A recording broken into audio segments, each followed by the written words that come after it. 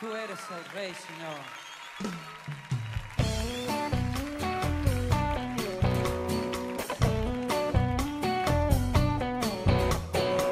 Única razón de mi adoración eres tú, mi Jesús. Mi único motivo para vivir eres tú, mi Señor. Mi única verdad está en ti, eres mi luz y mi salvación. Mi único amor eres tu Señor y por siempre te alabaré. Tú eres todo poderoso, eres grande y majestuoso, eres fuerte, invencible y no hay nadie como tú.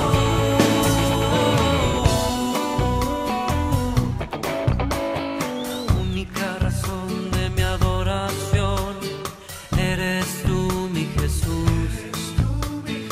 Único motivo para vivir eres tú, mi Señor. Mi única verdad está en ti, eres mi luz y mi salvación. Mi único amor eres tu Señor y por siempre te alabaré. Tú eres todo poderoso, eres grande y majestuoso, eres fuerte, invencible y no hay nadie como tú.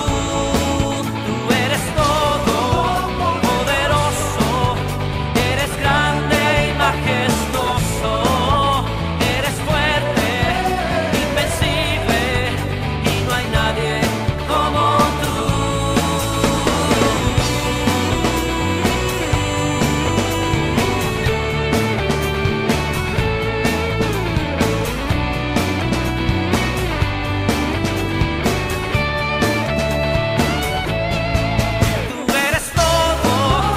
poderoso, eres grande y majestuoso, eres fuerte, invencible y no hay nadie como tú.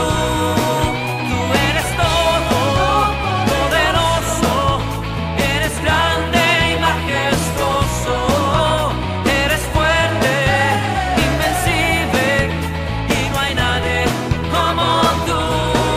Tú eres todo poderoso, eres grande y majestuoso, eres fuerte, invencible y no hay nadie como tú.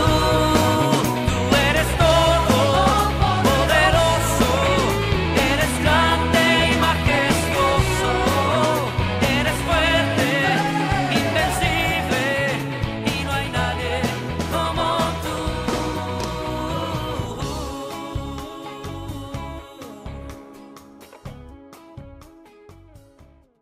Hola, muy buenos días queridos hermanos, bienvenidos a esta nueva oportunidad en que nos encontramos para considerar la palabra de Dios para nuestras vidas.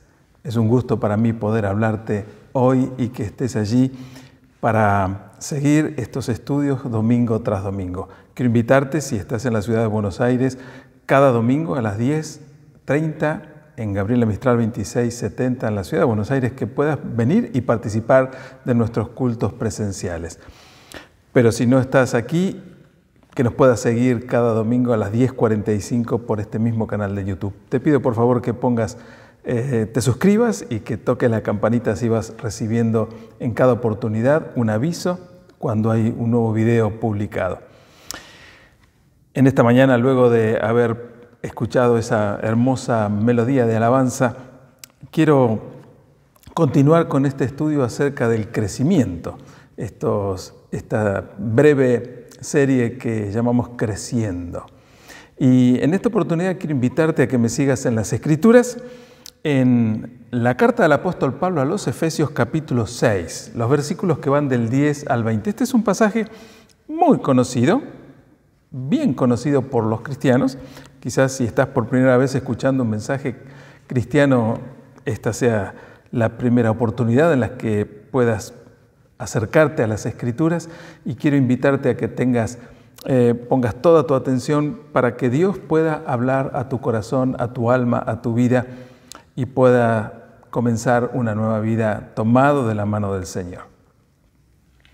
La carta del apóstol Pablo a los Efesios, capítulo 6, versículos del 10 al 20. En nuestras Biblias tiene como subtítulo este párrafo, la armadura de Dios. Y dice así: por lo demás, hermanos míos, fortaleceos en el Señor y en el poder de su fuerza. Vístanse de toda la armadura de Dios para que puedan estar firmes contra las acechanzas del diablo. Porque no tenemos lucha contra sangre y carne, sino contra principados, contra potestades, contra los gobernadores de las tinieblas de este siglo, contra huestes espirituales de maldad en las regiones celestes. Por tanto, tomen toda la armadura de Dios para que puedan resistir en el día malo y, habiendo acabado todo, estar firmes.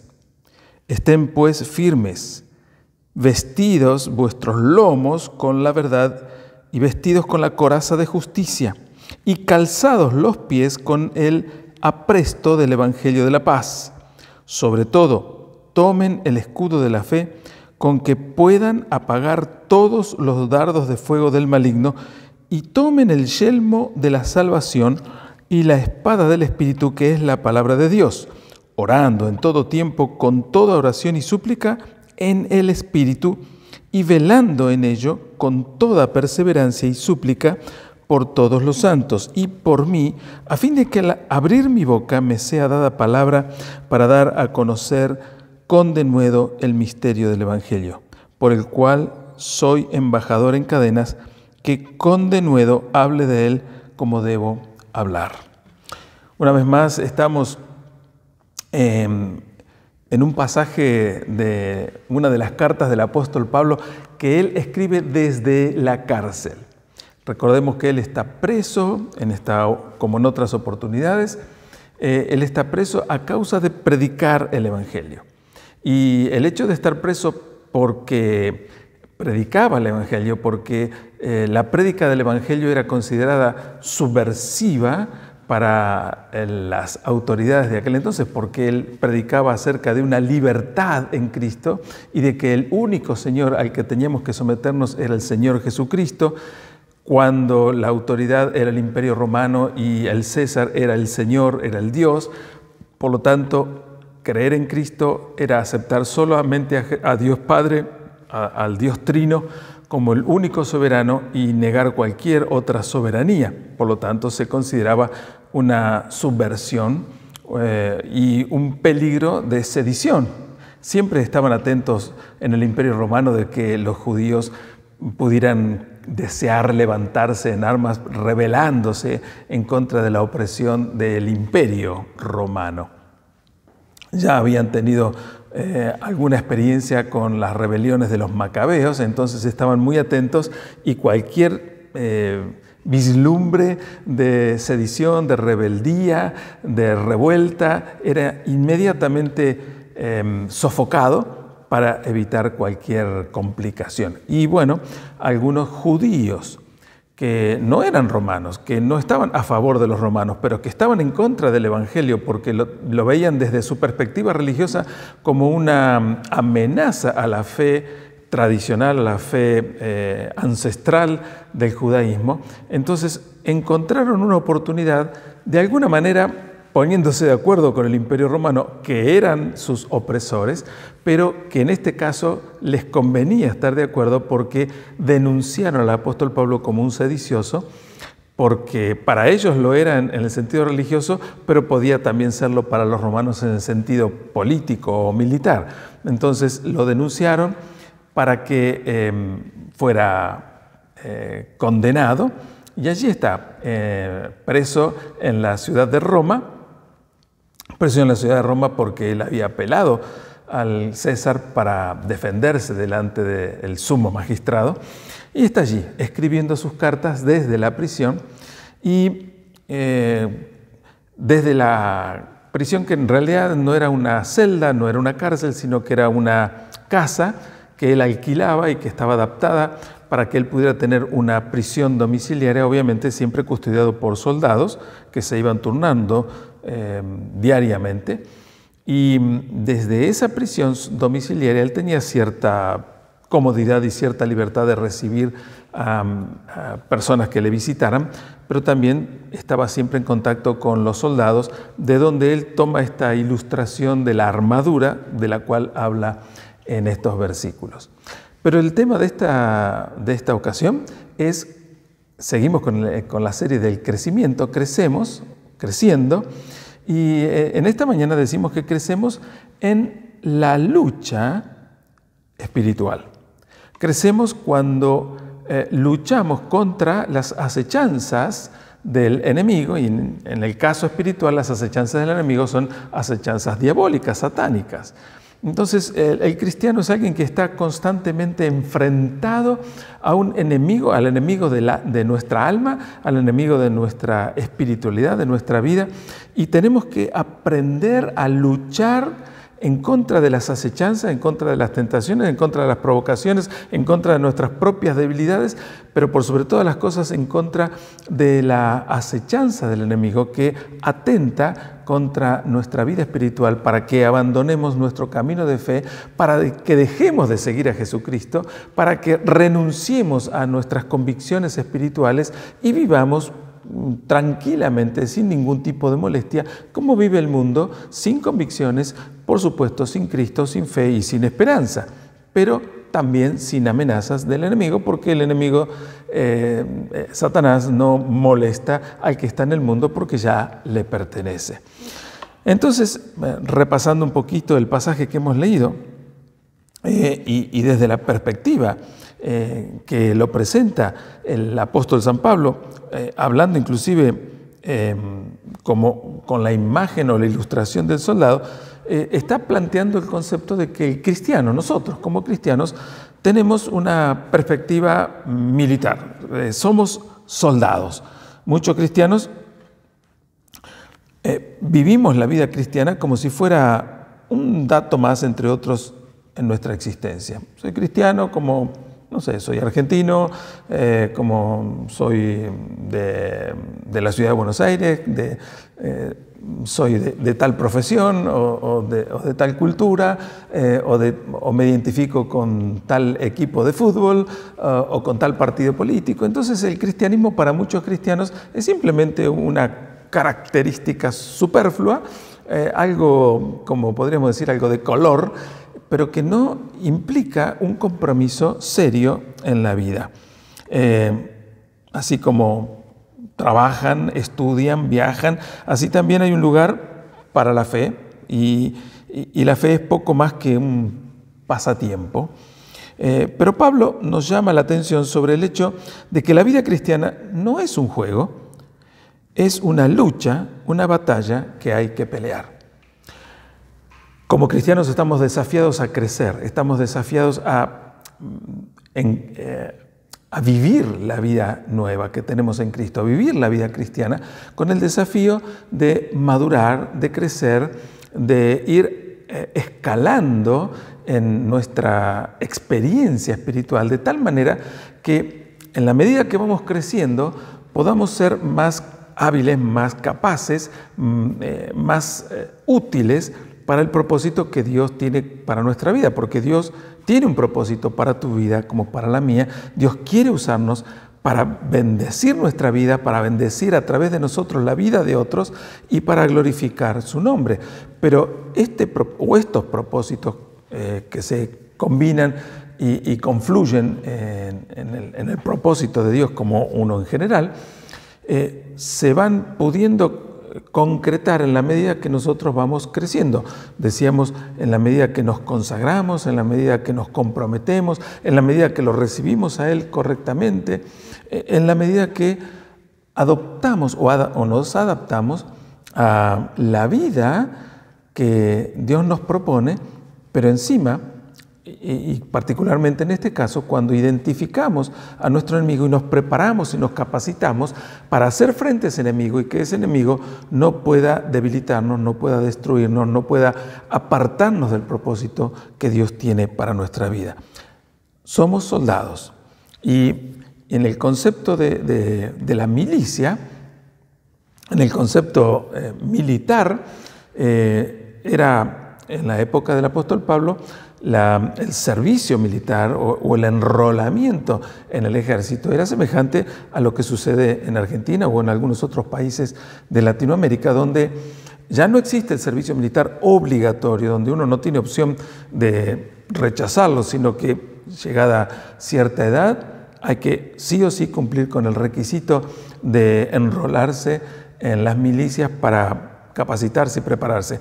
En Argentina, como en otros países de Latinoamérica, la milicia es optativa. Entonces, cuando uno decide enrolarse en el ejército, está sabiendo de antemano que va a dejar de lado ciertas comodidades y ciertas libertades y se va a someter a una autoridad inmediata y a otras autoridades superiores, que ya su propia voluntad pasa a un segundo o tercer plano y que va a responder, que deberá responder a indicaciones, a órdenes, a mandatos de la autoridad establecida. Voluntariamente nos sometemos a ese régimen de liderazgo y de autoridad concatenada, porque entendemos que el ejercicio del servicio en la milicia tiene un propósito. Comparativamente con ese modelo, la vida cristiana se parece mucho, porque nos enrolamos en la vida cristiana en el momento en que aceptamos a Jesucristo como el Señor y el Salvador de nuestra vida. Y el concepto de decir que Jesucristo es el Señor de nuestra vida implica que Él es el amo, que Él es la autoridad, que Él es quien manda, que Él es quien da las directivas, que Él es quien señala el camino por el que debemos andar, y nosotros obedientemente y sin presentar objeciones o cuestionamientos nos sometemos a su autoridad y le obedecemos y vamos por donde Él nos indica. Decíamos al principio, para muchos el cristianismo es un dato de color, porque en realidad no han aceptado el cristianismo como a Jesucristo como Señor y Salvador, sino que simplemente se han adaptado a un estilo religioso, se han acoplado a una idea, a una ideología, a un estilo religioso, pero no viven el cristianismo como una fe genuina. Por lo tanto, no van a crecer en la vida cristiana, sino que viven el cristianismo como una práctica religiosa más, que hoy la pueden ejercer o ejercitar o no, pero que no transforma, que no cambia, que no altera en absoluto ningún aspecto de su vida. Pero aquí estamos hablando de cristianos genuinos, de cristianos verdaderos, de cristianos que han comprendido que su vida sin Dios, sin Cristo, era una vida sin esperanza, que estábamos perdidos a causa de nuestros delitos y pecados, y que en esa condición de muertos en nuestros delitos y pecados, Cristo nos encontró, nos encontramos con Él, reconocimos nuestra debilidad, nuestra necesidad, nuestra condenación a causa del pecado, nuestro destino de muerte eterna a causa de nuestra maldad, y reconocimos, aceptando como cierta la palabra de Dios, de que Dios se hizo hombre en Jesucristo y al morir en la cruz lo hizo ocupando mi lugar, tu lugar, nuestro lugar, cargando sobre Él nuestro pecado, muriendo en esa cruz, derramando su sangre para pagar la culpa de nuestro pecado, sufriendo nuestro castigo, llevando nuestra condenación, y luego de haber sido sepultado resucitó para darnos con su resurrección el regalo de la nueva vida, el regalo de la salvación completa y una seguridad y una esperanza de vida eterna. De modo que cuando hablamos de cristianismo no hablamos de una religiosidad, no hablamos de una fe superflua, no hablamos de una práctica social bastante extendida, pero sin profundidad espiritual, sino que hablamos de aquellas personas que hemos comprendido nuestra condición de muertos a causa del pecado, pero vivos a causa de la fe en Jesucristo, nacidos de nuevo, nuevas criaturas por la fe en Jesucristo, y en esta nueva vida en Cristo, ahora nos enrolamos en esta vida cristiana como soldados para obedecer al señorío de Cristo y caminar diariamente en esa fe para que Dios pueda derramar su dirección, su guía y su bendición abundante cada día sobre nosotros, para que a través de nosotros Dios pueda bendecir a otros y para que a través de nosotros y de nuestra obediencia a su voluntad, su nombre pueda ser engrandecido y exaltado. El cristiano es un soldado y crecemos en la vida cristiana cuando como soldados somos obedientes a su guía. El cristiano es un soldado que lucha contra Satanás. Nuestro enemigo es Satanás. El enemigo que enfrentó Jesucristo fue el diablo, fue Satanás, el demonio. Antes de comenzar su periplo de 3 años como el representante, como el Hijo de Dios manifiesto sobre la tierra, Satanás lo lleva a una situación de provocación y de tentación, y en 3 ocasiones lo desafía, y en 3 ocasiones Jesús resiste los desafíos de Satanás y no se deja ser tentado. Hay una cosa interesante que quiero mencionar aquí. Se habla mucho, se ha hablado mucho acerca de la guerra espiritual. Y se plantea la guerra espiritual como una acción de ejército al cual nosotros como cristianos pertenecemos, que debemos tomar acciones belicosas, decididas y concretas en contra de Satanás.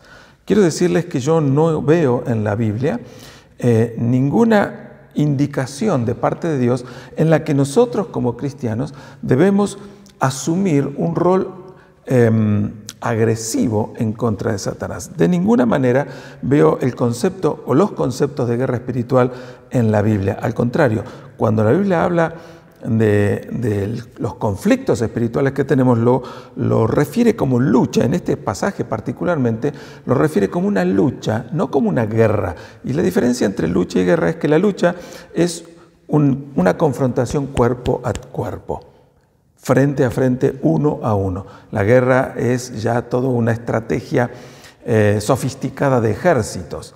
Y es cierto que hay ejércitos en los cielos demoníacos, pero también es cierto que hay ejércitos en los cielos que responden al propósito y la voluntad de Dios.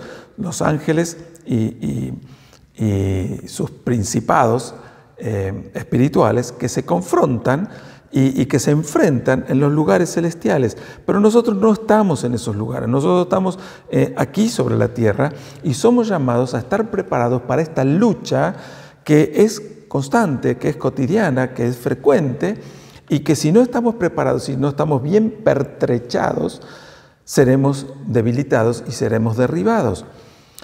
Pero como les decía anteriormente, en ningún lugar encuentro en la palabra de Dios que se nos desafíe o se nos llame a ir en contra de Satanás, a ir a enfrentarlo, a ir a desafiarlo, a ir a pretender vencerlo, porque es claro en la palabra de Dios que quien venció a Satanás es Jesucristo.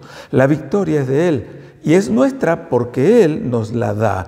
Porque Él venció a Satanás y nos comparte la victoria, no nos dice en ningún momento que nosotros tengamos que repetir esa lucha contra Satanás. Lo que sí nos dice, y esto es muy claro también, que nosotros debemos resistir las acechanzas del enemigo. Es Él que toma una acción de agresión en contra de nosotros, y nosotros lo único que tenemos que hacer, que no es poco, es estar bien firmes, bien preparados, bien armados, bien pertrechados, con toda la armadura del soldado, para resistir esas acechanzas y Él huya cuando no pueda debilitarnos, porque nuestra fortaleza no está en el ataque, nuestra fortaleza está en la defensa, porque el que ataca por nosotros es Jesucristo, quien ya venció, quien ya lo derrotó, pero aún sigue vivito y coleando y aún sigue teniendo ciertas libertades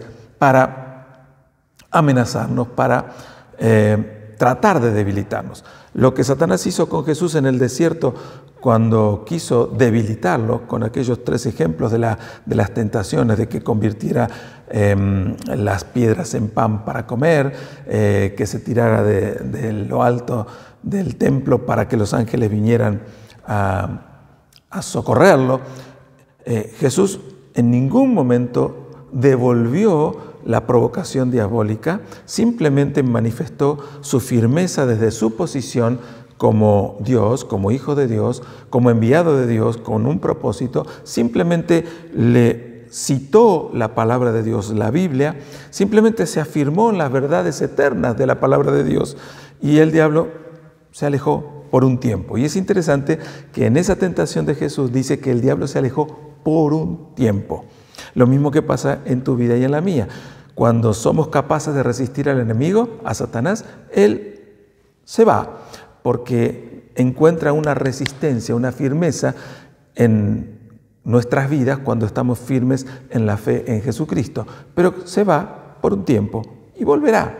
Volverá a través de la seducción, a través de la tentación, a través de la debilidad, de los celos, de la envidia, de los enojos, de las tentaciones, de la seducción de este mundo, de tantas variadas maneras en que seguramente vos como yo habremos comprobado que en más de una oportunidad hemos sido debilitados y hemos caído en sus provocaciones. Y luego nos da mucho fastidio, mucha bronca, mucho enojo, porque decimos, ¿cómo fui capaz de ceder en lugar de estar firmes contra sus acechanzas? Bueno, precisamente el desafío de Dios que les quiero compartir en esta mañana es que crecemos cuando nos afirmamos en nuestra condición de soldados y estamos bien preparados y bien armados para luchar cuerpo a cuerpo contra Satanás, no tratando de infringirle una derrota, porque jamás seremos capaces de derrotar a Satanás. Nuestra victoria no consiste en que seamos capaces de derrotar a Satanás. Nuestra victoria consiste en que seamos capaces de resistir sin que él nos haga daño. Nuestra victoria está en nuestra firmeza. Nuestra victoria está en nuestra seguridad en Cristo. Quien vence a Satanás, insisto en decir este concepto porque es el concepto bíblico, es el concepto doctrinal. Quien vence a Satanás, quien venció a Satanás, fue Jesucristo en la cruz y en la resurrección de entre los muertos. En la cruz lo exhibió públicamente, triunfando sobre el pecado, sobre Satanás y sobre todas las huestes espirituales de maldad, triunfando sobre ellos allí en la cruz. El apóstol Pablo lo describe perfectamente al escribir en la carta a los Colosenses, en el capítulo 3, que te invito a que puedas leer luego y veas cómo está allí descrita maravillosamente la victoria de Cristo sobre las huestes espirituales de maldad, sobre el Satanás, sobre la tentación, sobre la maldad. Pero nosotros no somos llamados a luchar contra Satanás, sino a resistir sus acechanzas. Por lo tanto, como dije anteriormente, el cristiano es un soldado que lucha contra Satanás. Satanás es el enemigo. Nuestra lucha es no es contra otras personas, no es contra otros creyentes, no es contra otras denominaciones. Nuestra lucha no es contra ideas diferentes o conceptos diferentes. El enemigo común de todos los cristianos es Satanás. Su objetivo es que aflojemos. Su objetivo es que le erremos al blanco hacia el cual Dios nos disparó como una flecha certera. Y Dios tiene buena puntería. Lo que pasa es que en el camino Satanás viene y sopla. Satanás, como la fuerza de gravedad, trata de desviarnos y hacernos caer. Pero si resistimos, llegaremos al destino el que Dios nos disparó como flechas certeras. Su objetivo es que erremos al blanco, que nos alejemos de Dios, que nuestra vida se estropee. Dice la palabra de Dios que él, Satanás, vino para matar, robar y destruir. C.S. Lewis, un autor cristiano, muy conocido porque fue el autor de las Crónicas de Narnia, posiblemente has escuchado o has visto alguna de las películas. C.S. Lewis dice acertadamente en uno de sus escritos que hay 2 errores. El primer error es ver demonios por todos lados y atribuir a Satanás y a los demonios Cualquier cosa, la lluvia, el frío, el calor, la suciedad en las veredas, no sé, el mal humor de la gente. Ver demonios por todos lados es un error que algunos cristianos suelen cometer. Pero el segundo error es no ver demonios en ningún lado. Y el no ver la acción demoníaca en ningún lado, o creer que realmente no existe el diablo o la acción demoníaca, nos pone en más peligro que verlo por todos lados, porque aquel que ignora a su enemigo está a merced de él en cualquier momento. Un cristiano que no detecta a su enemigo seguramente saldrá maltrecho de la lucha.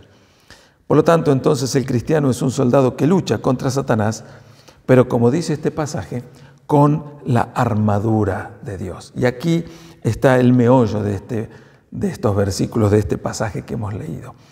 Si crecemos en nuestra vida cristiana, cuando vencemos a Satanás, tenemos que entender que la seguridad o la garantía de nuestra victoria es Jesucristo. Cristo en nosotros es la garantía de la victoria. Cristo en nosotros es la esperanza, no solo de vida, sino la esperanza de crecimiento, la esperanza de madurez, la esperanza de victoria frente a las acechanzas del enemigo. Porque Cristo es el que nos capacita para salir airosos de esta acechanza, de este ataque que el enemigo presenta muchas veces y de distintas maneras sobre nosotros. Esta ilustración de la armadura, que, como les dije anteriormente, el apóstol Pablo, desde su condición de preso y supervisado por soldados, constantemente veía en ellos, tomó las partes de la armadura como ilustración de la estructura espiritual que Dios quiere proveernos y que nos provee ciertamente para que nosotros estemos firmes contra las acechanzas del enemigo y que estando firmes podamos crecer cada día a la imagen y semejanza de Jesucristo y ser cristianos que podamos ser usados por Dios en el cumplimiento de su propósito. Entonces, en la descripción de la armadura del soldado, vemos cada una de sus partes. Lo primero que menciona aquí es el cinturón de la verdad. El cinturón es lo que ajusta la vestidura. Cuando la Biblia habla de ceñir, significa ajustar. Si nosotros anduviéramos por la vida con las ropas sueltas, corremos el peligro de que en cualquier momento se aflojen de tal manera que quedemos al desnudo o que las mismas prendas aflojadas sean un tropiezo para nosotros. El primer ataque que Satanás nos hace es a través de la mentira y del error. Por lo tanto, lo que nos afirma para no tropezar, para no caer, es la verdad, y solo la verdad es la que devela cuando hay una mentira presentada delante de nosotros o un error que pretende hacernos tropezar, entorpecernos en nuestro avance cristiano. Porque dice la palabra de Dios que Satanás es padre de la mentira o padre de mentira. Es por eso que debemos armarnos con la verdad que como cristianos hemos recibido.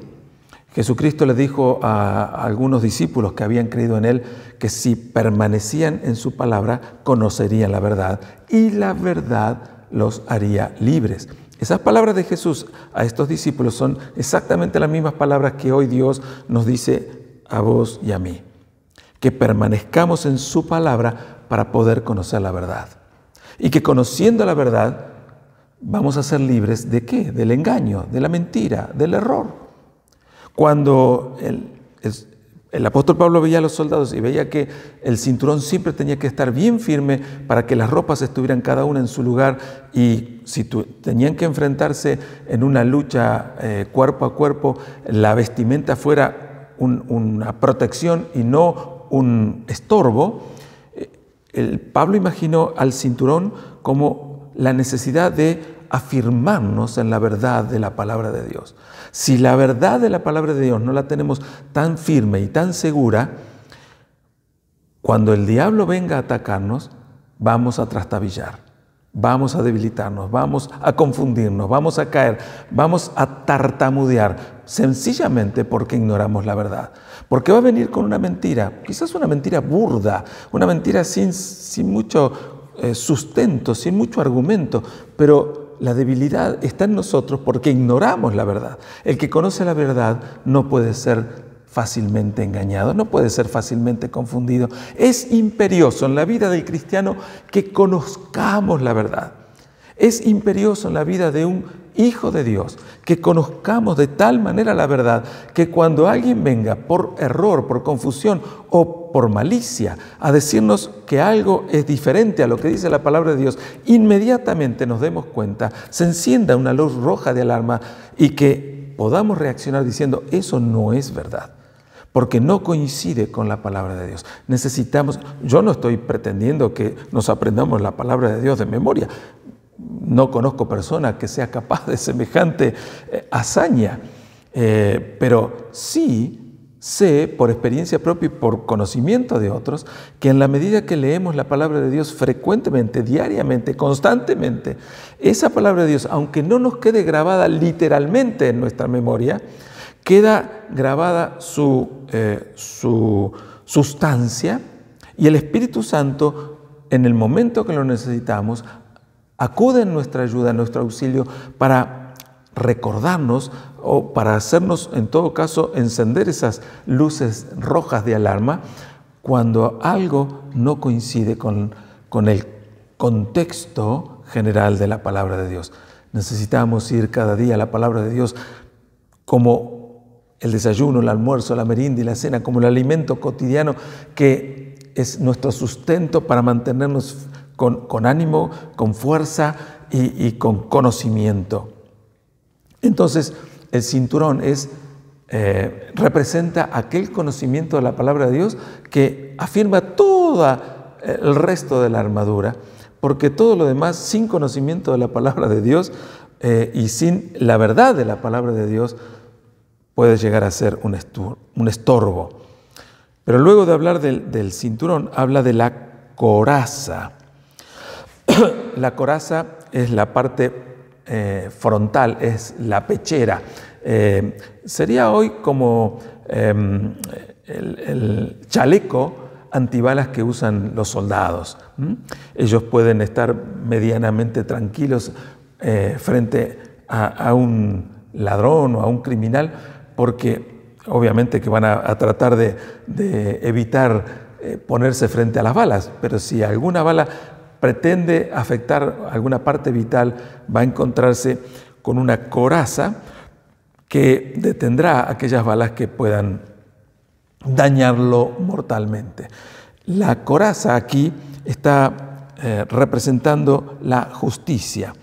Y el enemigo, por supuesto, en la época del apóstol Pablo no existían las armas de fuego, por lo tanto no hablaba de balas, pero sí hablaba de flechas o dardos, que es exactamente lo mismo. El arco y la flecha o la ballesta o las cerbatanas permitían que flechas o dardos fueran disparados a distancia y a velocidad y que ellos hirieran al soldado. Pero el soldado tenía puesta una coraza y esos dardos podían ser frenados allí. La coraza nos defiende de los dardos satánicos, que son aquellos malos deseos y tentaciones de pecar. Es interesante por qué el apóstol Pablo pensó en una coraza, porque la coraza cubre nuestro pecho, nuestro corazón. El corazón bíblicamente es el sentimiento, es las emociones y es la voluntad. Todo aquello que afecta a nuestros sentimientos, nuestras emociones y nuestra voluntad necesitan estar protegidos por la justicia de Dios. Y si nosotros no conocemos la justicia de Dios y si nosotros no concordamos con la justicia de Dios, si nosotros no estamos de acuerdo con los valores y principios de la palabra de Dios, cualquier cosa que atente contra los valores de Dios afectará nuestras emociones, nuestra voluntad, nuestros sentimientos y nos debilitará. Allí está el centro de la voluntad del ser humano. Y necesitamos protegerlo con la justicia de Dios. Y necesitamos que la justicia de Dios se impregne en nosotros y nosotros estemos tan de acuerdo con la justicia de Dios que no tengamos la más mínima duda a la hora de defender principios y valores, de cuáles son los principios y valores que Dios afirma que son los buenos para nosotros. Y no se trata de una postura fanática desde lo religioso. No se trata de defender posturas religiosas fanáticamente y decir, no, yo porque soy evangélico defiendo tal principio y tal valor. Se trata de defender aquellos principios y valores que entendemos que son los correctos, que son los verdaderos, y no para ponernos a discutir con los que no lo comparten. Si hay alguien que no los comparte y quiere discutir con nosotros, no nos enredemos, no nos compliquemos la vida discutiendo con aquellos que quieren convencernos de que sus principios y valores ajenos a la palabra de Dios son socialmente, humanamente, sociológicamente, biológicamente más certeros. No nos gastemos en discutir con quienes no les interesa conocer la palabra de Dios. Simplemente guardemos esos valores como una coraza que nos proteja de esos dardos del enemigo, para no titubear, para no caer en la duda o en el error, para no enredarnos ni siquiera en discusiones que no llevan a ningún provecho. No vamos a lograr convencer a nadie que no esté dispuesto a conocer la palabra de Dios. No perdamos el tiempo con aquellos que ya tienen principios y valores opuestos a la palabra de Dios y que quieren convencernos a nosotros. Jesús no gastó ni un solo segundo de su vida en tratar de evangelizar a Satanás. Sabía que Satanás estaba decididamente convencido de lo que es y de lo que hace y que al revés, él venía a atacar a Jesucristo. Jesucristo no gastó ni una gota de sudor en tratar de convencer a Satanás que estaba equivocado. Simplemente lo resistió, simplemente rechazó sus embates, su seducción y siguió su camino. No gastemos tiempo tratando de convencer a los que están decididos en rechazar la palabra de Dios. Invirtamos nuestras energías en evangelizar a aquellos que realmente están preparados y abiertos para recibir la palabra de Dios. Pero ya vamos a llegar al punto de la evangelización. Luego del cinturón de la verdad y de la coraza de justicia, el apóstol Pablo, tomando el modelo del soldado romano, habla precisamente del calzado de la preparación para predicar. Dice en el versículo 15, calzados los pies con el apresto del evangelio de la paz. Calzados con la disposición de proclamar el evangelio de la paz. El calzado del soldado era una sandalia con unas cuerdas de cuero entrelazadas y unas sandalias de cuero obviamente, y la función de la sandalia era proteger la planta de su pie, era permitirle que se afirmara sobre el terreno sin ninguna debilidad. Si nuestro calzado está desatado, si nuestro calzado no se ajusta perfectamente a nuestro pie, y seguramente cualquiera de nosotros sabe por experiencia lo desagradable que es andar con un calzado que o es demasiado chico o es demasiado grande o no está debidamente ajustado, porque paulatinamente va lastimándonos, va sacándonos heridas o callos. Entonces el calzado necesita ser exacto a la medida de nuestro pie, pero además necesita estar debidamente bien ajustado para que no se mueva y para que no nos dé inseguridad o nos lastime. El modelo que toma el apóstol Pablo del calzado es la preparación para compartir el evangelio de la paz. Un soldado que no está firme frente al enemigo va a ser fácilmente derribado o vencido. Cuando nosotros estamos frente a alguien que realmente necesita la palabra de Dios y lo manifiesta de alguna manera, tenemos que estar bien calzados, bien firmes sobre nuestra seguridad, sobre nuestros principios y valores para compartirle el evangelio de la paz, para compartirle el evangelio de salvación. Una de las cosas más tristes que puede sucedernos los cristianos es que nos encontremos con alguien que está necesitando de la palabra de Dios y no seamos capaces de compartirle con certeza, con sencillez, pero con firmeza, con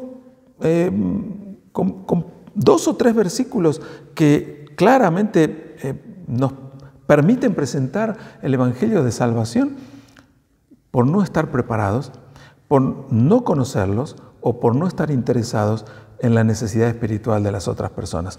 No deberíamos estar en el frente de batalla, no deberíamos presentarnos como soldados si no estamos preparados a bendecir a aquellas personas que lo necesitan.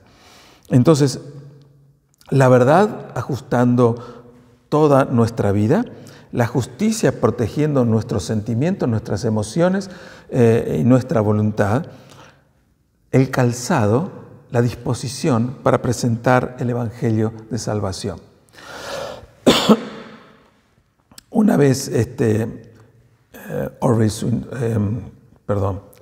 olvidándome el nombre, quería mencionar el nombre de un evangelista del siglo pasado que fue muy conocido, no me viene ahora a la mente, se hacía una pregunta y decía, ¿por qué? Y esto estaba hablando en el siglo pasado, hace 50 años atrás aproximadamente. La pregunta es, ¿por qué muchos de los jóvenes de nuestras congregaciones llegan a cierta edad madura y se apartan del Evangelio? Y la respuesta que él daba es que ningún joven que en su adolescencia o su juventud temprana aprendió a predicar el Evangelio y fue capaz de llevar a otra persona al conocimiento de Cristo. Ningún joven que haya tenido la experiencia de ser el instrumento de Dios para guiar a otra persona a conocer a Jesucristo y entregar su vida a Cristo, ningún joven que haya tenido esa experiencia se aparta de Jesucristo. O difícilmente. No creo que dijera tan categóricamente que ninguno, pero que difícilmente que un joven que haya tenido la experiencia de predicar el Evangelio y de guiar a otro hacia los pies de Cristo, se aparte del camino de Dios en su edad madura.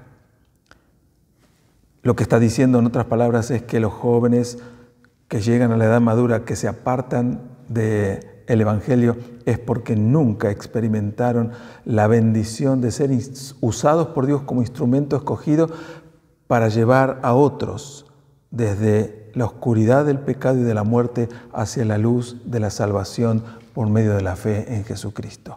Tenemos que estar bien calzados, bien preparados, bien ceñidos con la verdad y con nuestros principios y valores muy protegidos y seguros para que podamos ser capaces de tener toda la convicción y el fervor para llevar de la mano a aquellos que lo necesitan a la presencia de Dios, a la presencia de Jesucristo. En cuarto lugar, la próxima ilustración que usa este pasaje de la armadura es el escudo de la fe. Los escudos romanos generalmente eran también unas piezas grandes de cuero, de un cuero de suela, bien duro, bien firme, y el propósito era precisamente atajar las flechas que el enemigo generalmente arrojaba con arcos o con ballestas y muchas veces encendidas con fuego para incendiar al campamento enemigo. El escudo entonces servía para atajar esas flechas y obviamente también para frenar algún golpe de espada o algún lanzazo del enemigo. Más allá de que la fuerza de la embestida pudiera hacerlo retroceder o trastabillar, por lo menos el embate inicial era atajado. Y aquí dice que, sobre todo, el versículo 16, sobre todo tomen el escudo de la fe con que puedan apagar todos los dardos de fuego del maligno.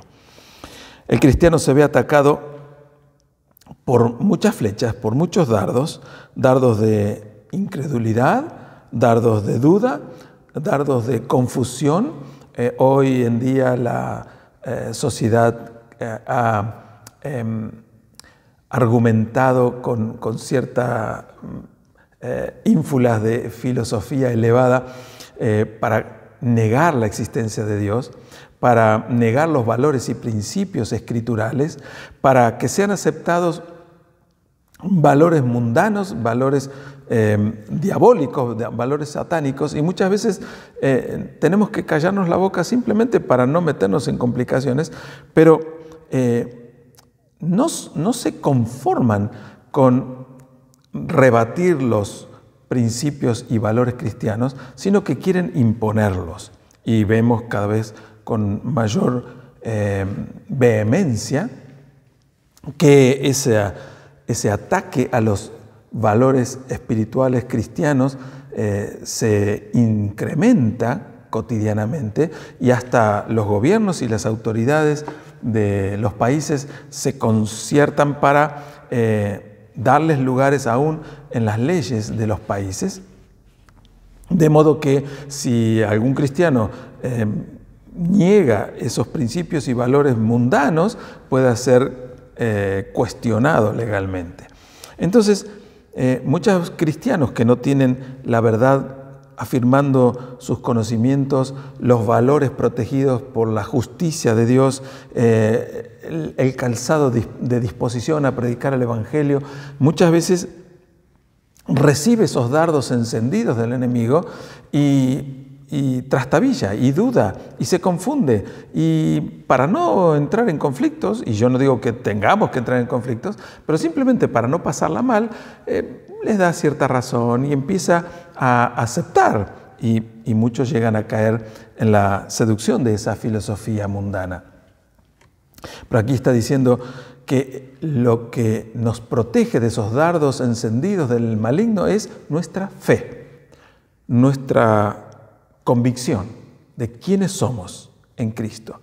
La fe es la convicción de que somos criaturas nuevas, salvados por medio de la fe en Jesucristo, que como consecuencia de la muerte redentora de Jesucristo somos nuevas criaturas, y que tenemos la seguridad de la salvación porque hemos recibido a Cristo como nuestro Señor y nuestro Salvador. La fe es el conocimiento de la verdad, la afirmación, la certeza de que todo lo que dice la palabra de Dios es cierto, aunque algunas cosas no sea yo capaz de discernirlas completamente o de entenderlas, pero no dudo de que todo lo que dice la palabra de Dios es verdad para mi vida y para todo el mundo, aunque los demás no lo quieran creer.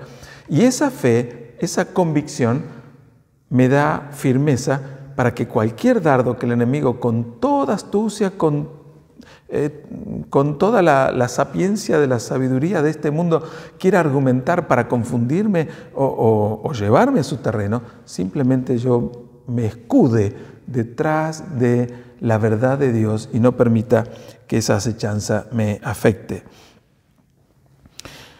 En quinto lugar, habla de el yelmo o el casco de la salvación.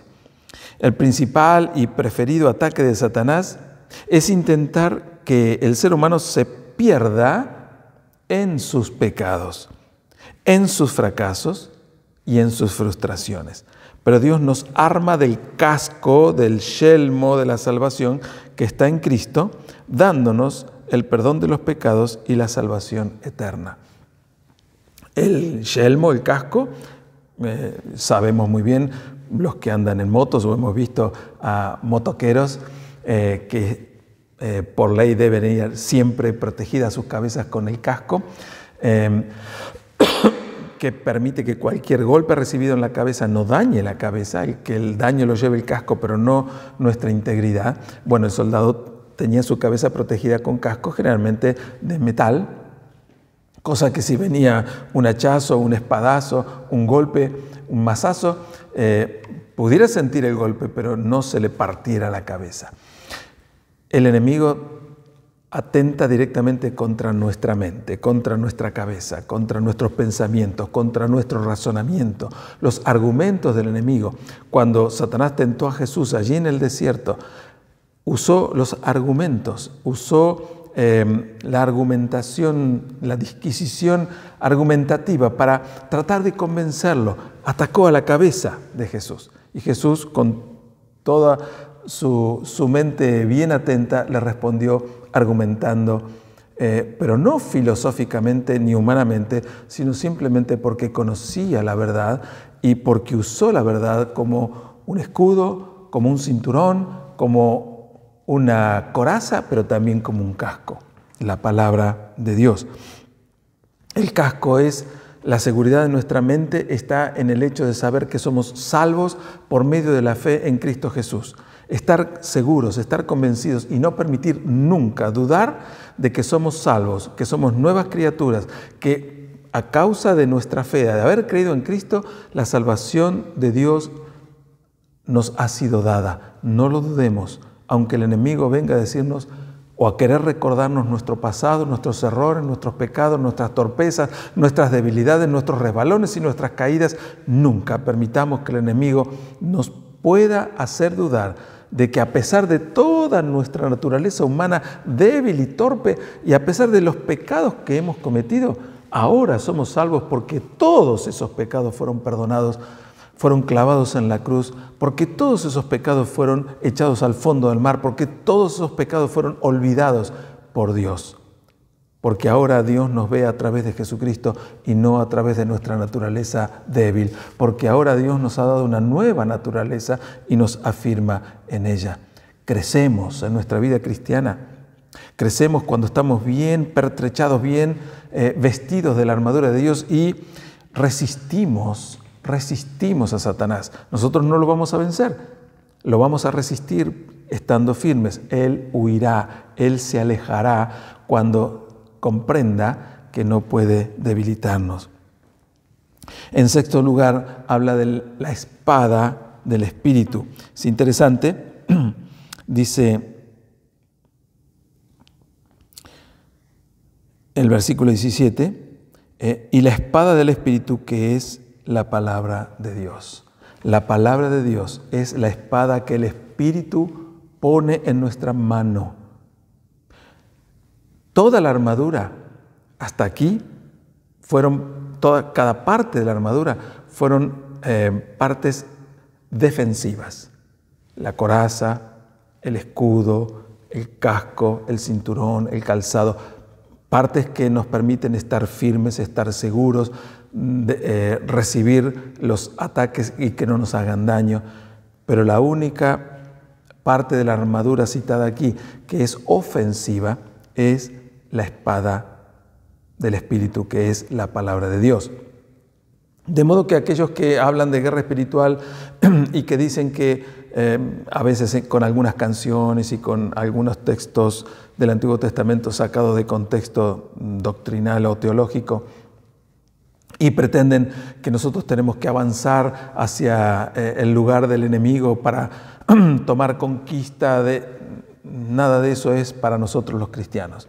Cuando habla de la espada, que es la única arma ofensiva, nos está refiriendo de algo que dañe, de algo que lastime al enemigo, porque la palabra de Dios jamás lastimaría al enemigo, a nadie.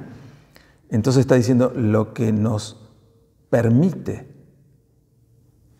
hacerle frente al enemigo, mostrar como un arma la espada para atajar los golpes de espada del enemigo también. Lo único que nos permite afirmarnos mostrando la firmeza de nuestra convicción es la palabra de Dios. Y como dije anteriormente, usando la ilustración de Jesús en el desierto siendo tentado por Satanás, las tres respuestas de Jesús fue citar la palabra de Dios.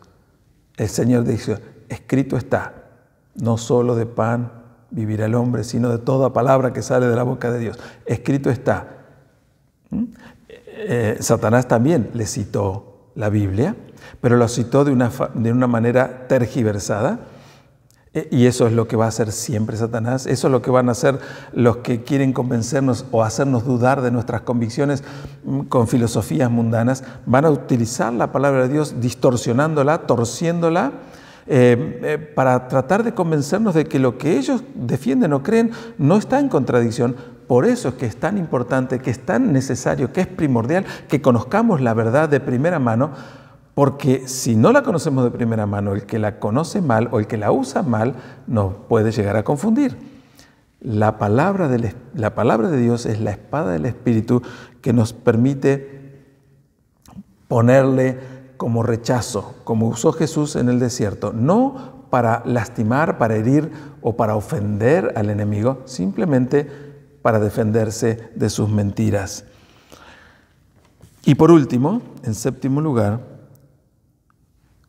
y para terminar esta exposición, el cristiano es un soldado que lucha contra Satanás con la armadura de Dios y lo mejor de todo es con la victoria asegurada. Con la victoria asegurada. Luchamos. Toda la vida tendremos lucha, que no es contra principados, no es contra sangre o carne, sino contra principados, contra potestades, contra autoridades espirituales. Allí donde las fuerzas del Señor también batallan y también nos protegen y nos defienden, nuestra victoria está asegurada porque nuestra victoria es Jesucristo, porque Él venció a Satanás. La victoria no depende de nosotros, Cristo la obtuvo en la cruz. Satanás es un líder derrotado, sigue teniendo cierta libertad para hacer de las suyas, pero para apropiarnos de ese triunfo debemos vestirnos de la armadura de Dios. Entonces podremos resistir el día malo, como dice la Escritura, y apagar los dardos del enemigo. Nuestra actitud debe ser velar permanentemente en oración y ruego, como decía el apóstol Pablo, en oración y ruego por nosotros, decía, por él y por nuestros compañeros de lucha. La oración, que es lo último que cita aquí el apóstol Pablo, es un ejercicio, quizás el ejercicio más importante que todo soldado espiritual debe hacer. Orar para hablar con Dios, orar para derramarnos delante de su presencia, orar para descargar nuestras debilidades y tensiones, orar para percibir la presencia y el poder de Dios en nuestra vida, orar para abrir el canal de comunicación con Dios y el canal por el cual el Espíritu Santo fluirá en nuestra vida y a través de nuestra vida.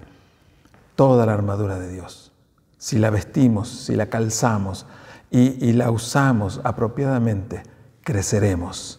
El crecimiento es posible porque es lo que Dios quiere que nosotros tengamos y para lo cual nos ha preparado y nos provee constantemente. Yo quiero animarte en el nombre de Jesús a que puedas afirmarte en la fe, a que puedas crecer en la gracia y el conocimiento de su palabra, a que puedas ejercitarte cada día, a que cada día puedas tomar cada aspecto y cada parte de esta armadura espiritual para estar firme contra las acechanzas del enemigo y poder resistirle en el día malo. El día malo es el día en que el enemigo decidió atacarnos y no sabemos cuándo llega ese día malo. No sé si te habrá pasado, pero hay días que no pasa nada y hay días que nos pasa de todo. Bueno, ese día en que nos pasa de todo es el día malo y ese es el día en que necesitamos estar listos. Pero a veces pasan muchos días en los que está todo bien y nos descuidamos.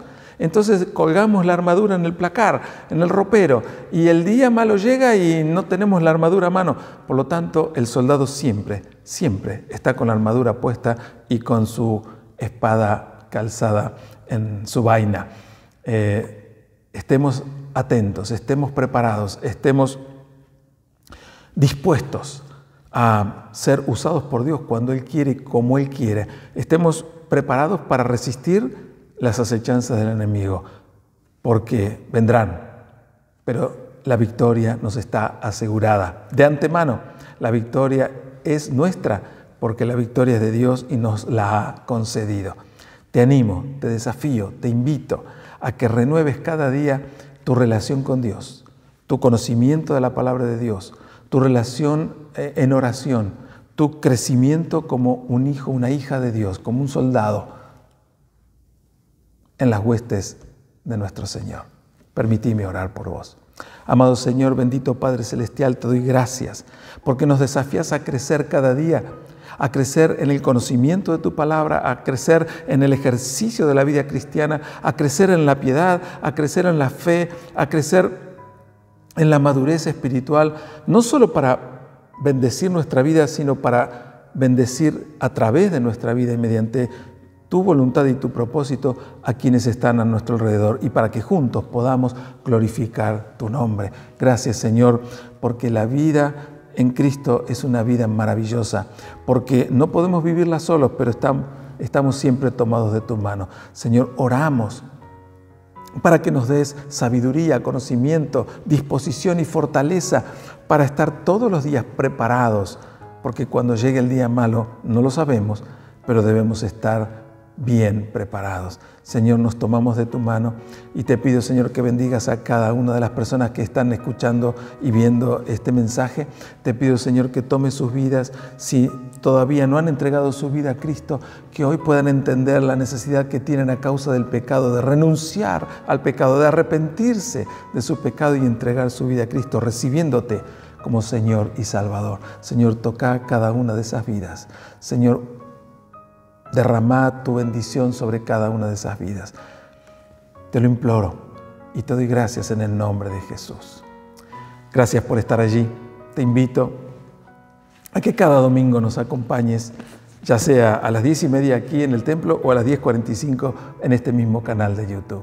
Que Dios te bendiga muy ricamente.